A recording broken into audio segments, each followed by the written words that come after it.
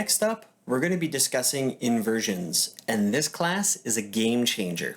Put this one in your back pocket, keep coming back to it because it is one of the most valuable classes within this course, so let's dive right in. Let's start with a C major chord. We've played enough of these throughout the first course and up till now, where it's pretty comfortable at this point. C, E, G, we talked about the major third, the minor third. You can also see it as a C major scale's first, third, and fifth note.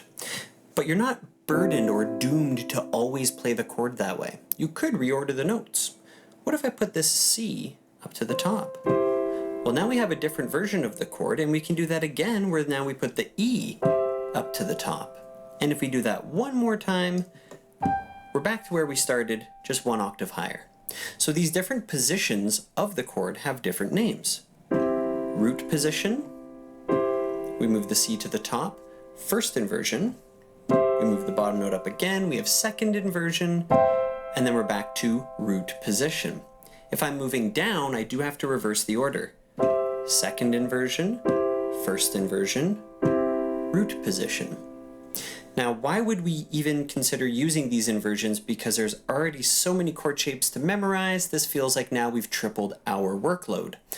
Well, first I want to have a little disclaimer that I didn't learn these overnight, no musician did. The best way to really learn your inversions is to either compose a lot or jam along with other musicians.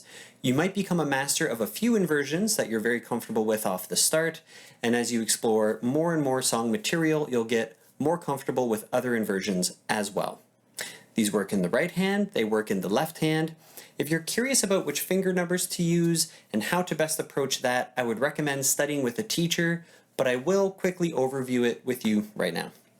In the right hand, for root position, we use fingers 1, 3, 5. First inversion 1, 2, 5. Second inversion is 1, 3, 5. So we always have a 1 and a 5. If we were to just say the middle notes finger option, we would have 3, 2, 3, 3, 2, 3, and it continues 3, 2, 3, 3, 2, 3, so on and so forth. Left hand is a little bit different. 3 in the middle, 3 in the middle again, and then 2, 3, 3, 2, so on and so forth.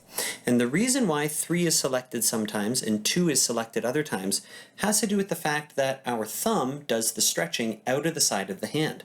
So when I'm in this first position, everything is, one finger is on each note, everything is aligned very nicely in this position, so we just use 1, 3, and 5.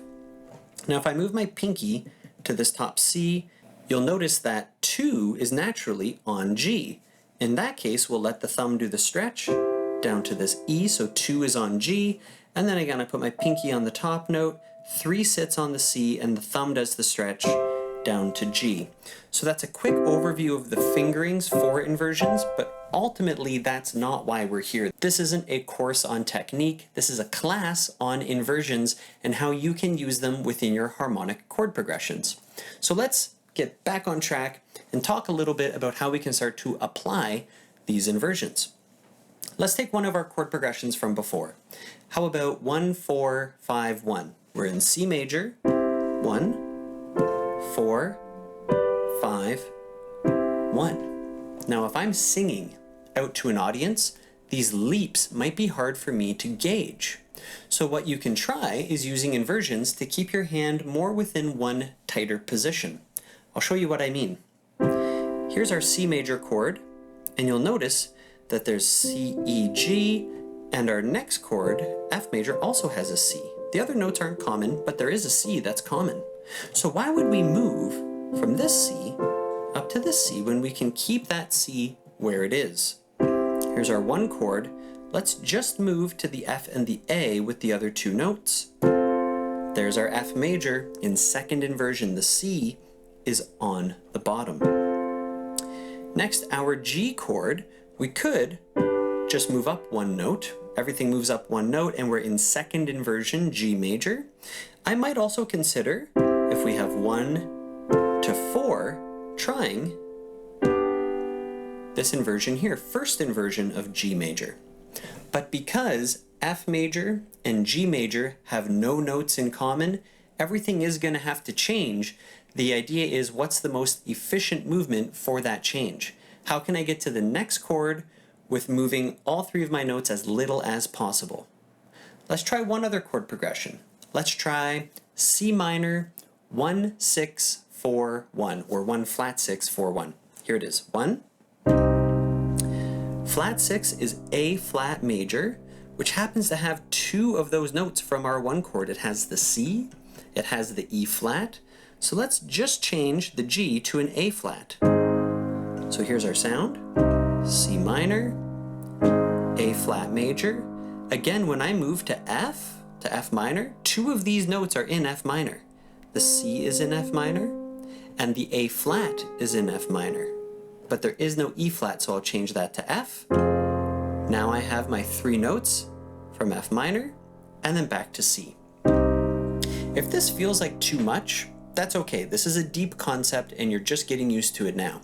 But what I would recommend is use one hand as a simple reference with your basic chords as your other hand finds out these inversions. I'll do that same example again, but I'll show you what I mean.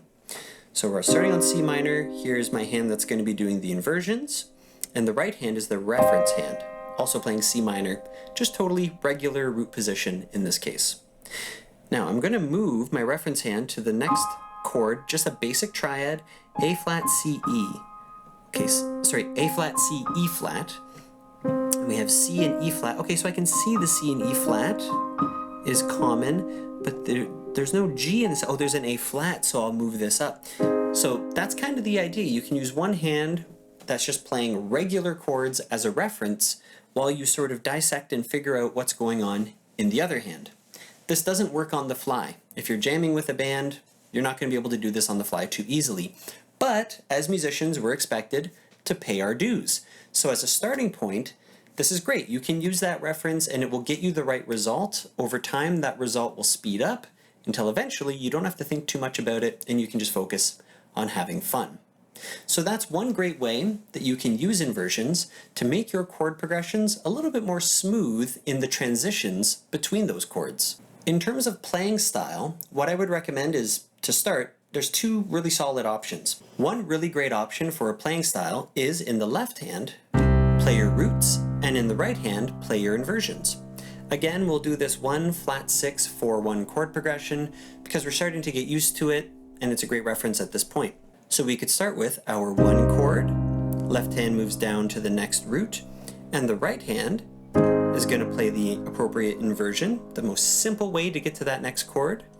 Then we're down to the 4 in the left hand, again playing an inversion in the right hand, and then back to the 1. So the left hand is grounding the roots, and the right hand is being efficient with its movement.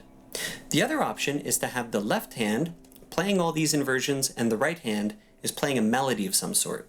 So I'm going to bring the left hand up to here. There's our chords. So